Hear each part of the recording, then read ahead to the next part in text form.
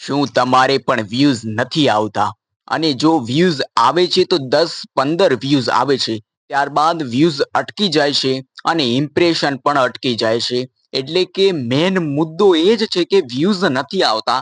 જો ઘણા બધા મિત્રો નવી ચેનલ બનાવે છે અને નવી ચેનલમાં તેમને સારો એવો રિસ્પોન્સ મળતો નથી. એટલે કે જ્યારે પણ તે વિડીયોઝ અપલોડ કરે છે એટલે 10-15 વ્યૂઝ તો યુટ્યુબ આપે છે, ત્યારબાદ વ્યૂઝ વધતા નથી.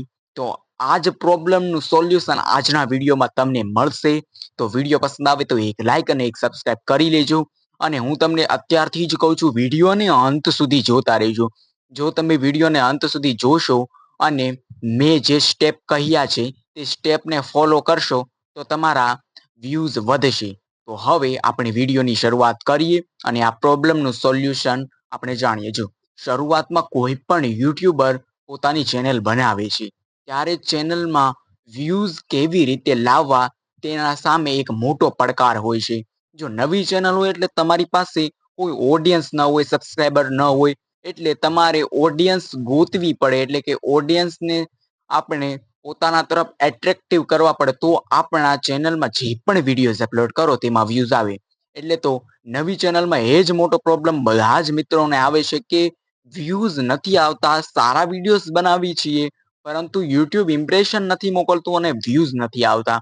તો આપણે જો 3 સ્ટેપની વાત કરીએ તો પ્રથમ સ્ટેપ એ છે કે જો જ્યારે પણ તમે તમારો વિડીયો સંપૂર્ણપણે બનાવી લ્યો અને યુટ્યુબમાં અપલોડ કરી લ્યો, ત્યારબાદ યુટ્યુબમાં અપલોડ કર્યા બાદ તમારે 3 સ્ટેપ કરવાના છે. તેની વાત આપણે આજના વિડીયોમાં કરવાની છે. તો હવે આપણે વિડીયોની શરૂઆત કરીએ.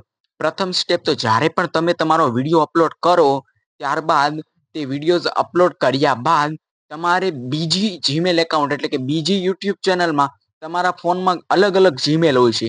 તેમાં તમારે જે ચેનલમાં વિડીયો અપલોડ કર્યો છે તે ચેનલમાંથી નહીં જોવાનું. કારણ કે જો તમે તે એવું કરશો, તમારી ચેનલમાં તમે ફૂલ વિડીયો વોચ કરશો તો તમારી ચેનલ ફ્રીઝ થવાનો ડર લાગે છે.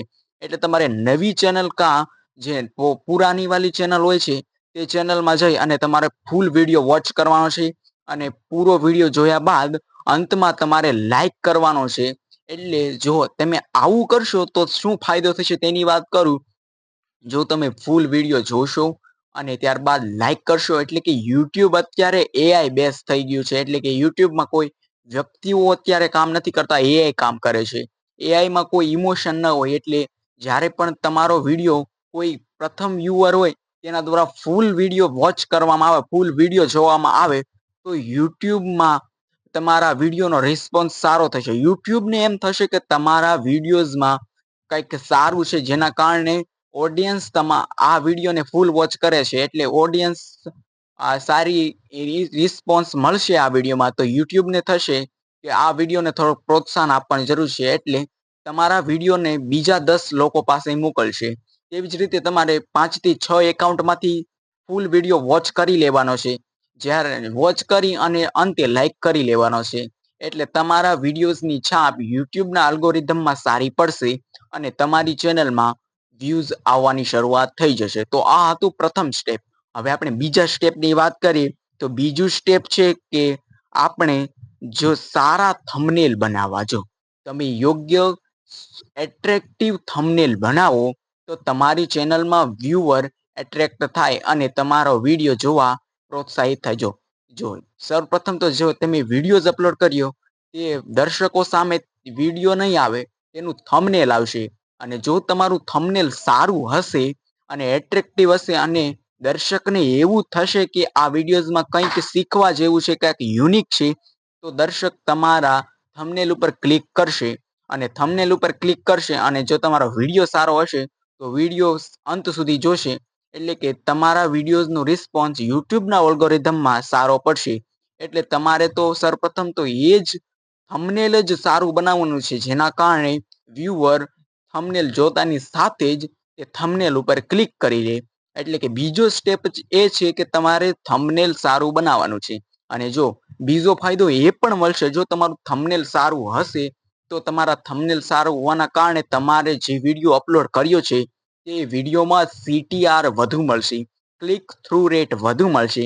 અને ક્લિક થ્રુ રેટ વધુ મળે તો તમારા વ્યુઅરનું એટ્રેક્ટિવ તમારા પ્રત્યે વધી જાય, જેના કારણે યુટ્યુબને એવું લાગે કે આ વ્યક્તિ જે પણ વિડીયો બનાવે છે, એટલે કે તમે જે વિડીયો બનાવો છો તે ઓડિયન્સને સારો લાગે છે, એટલે કે વધુ ઓડિયન્સને મોકલશે તમારો વિડીયો, ઇમ્પ્રેશન વધુ મોકલશે, અને ઇમ્પ્રેશન વધુ મોકલશે અને તમારું થંબનેલ જો સારું હશે તો તમારી ચેનલમાં આપોઆપ વ્યૂઝ વધવા માંડશે. જો કોઈ શોર્ટ ટ્રીક નથી કે તમે એક જ દિવસમાં લાખો વ્યૂઝ આવી શકો. જો વ્યૂઝ લાવવા, ઓડિયન્સને તમારા વિડીયોમાં રોકાવવું, એટલે કે અંત સુધી ઓડિયન્સને રાખવી એ તમારા ઉપર હોય છે. તમારો વિડીયો કેવો છે, તમારું થંબનેલ કેવું છે, તેના ઉપરથી ઓડિયન્સ અંદાજો લગાવી શકે છે કે તમારી ચેનલ કેવી છે. અને યુટ્યુબને પણ રિસ્પોન્સ ઉપર કામ કરે છે. જો તમારી ચેનલમાં કોઈક વ્યક્તિ અંત સુધી તમારી ચેનલમાં જે પણ વિડીયો અપલોડ કર્યો છે તેને જોવે, તો યુટ્યુબને પણ લાગે કે આ ચેનલમાં જે પણ વિડીયો અપલોડ થશે તે સારા થશે, કારણ કે તમે પહેલા જ વિડીયોમાં તે તમને એવું કરી લીધું છે કે જેના કારણે યુટ્યુબમાં તમારી છાપ સારી પડી ગઈ છે. એટલે આપણે બીજો સ્ટેપ એ છે કે થંબનેલ સારું બનાવવું.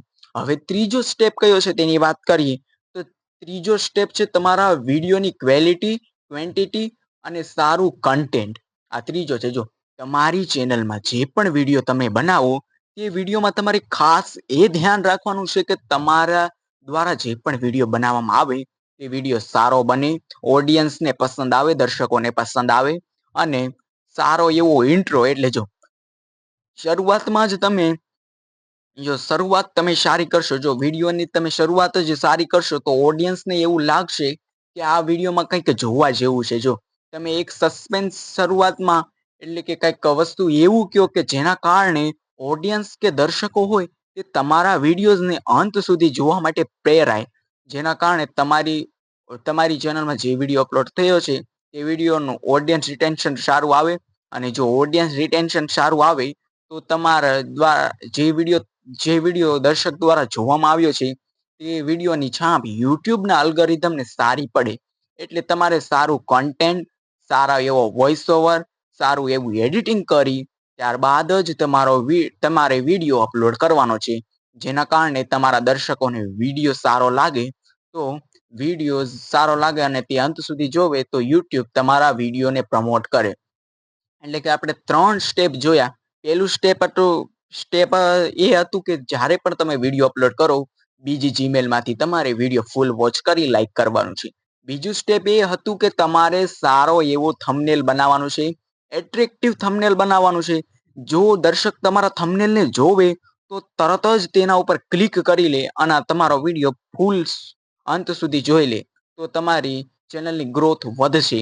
અને ત્રીજું સ્ટેપ એ હતું કે તમારે સારું કોન્ટેન્ટ બનાવવાનું છે, ક્વોલિટી અને ક્વોન્ટિટીની ધ્યાન રાખવાનું છે. જો પહેલાની જેમ અત્યારે હરીફાઈ ખૂબ જ વધી ગઈ છે. જે સારું એડિટિંગ કરે છે, સારું એવું કન્ટેન્ટ આપે છે, તેને દર્શકો વધારે પસંદ કરે છે. એટલે આ તમારે 3 સ્ટેપ જો તમે તમારા વિડીયોમાં એપ્લાય કરશો અને સારો એવો તમને રિસ્પોન્સ મળશે, તેની જવાબદારી હું લઉં છું અને તમારા વ્યૂઝ પણ વધશે. તો દર્શક મિત્રો, બસ આ જ હતો આજના વિડીયોમાં કે યુટ્યુબમાં કોઈ નવો ક્રિએટર આવે તેના વ્યૂઝ નથી આવતા, તો આ 3 સ્ટેપ દ્વારા તે પોતાના વ્યૂઝ વધારી શકે છે. જો વિડીયો પસંદ આવ્યો હોય તો એક લાઈક અને એક સબસ્ક્રાઇબ કરવાનું ભૂલશો નહીં. ધન્યવાદ. મળશું એક નવા ક્રિએશન સાથે. તો ત્યાં સુધી ધન્યવાદ. જય હિન્દ, જય ભારત.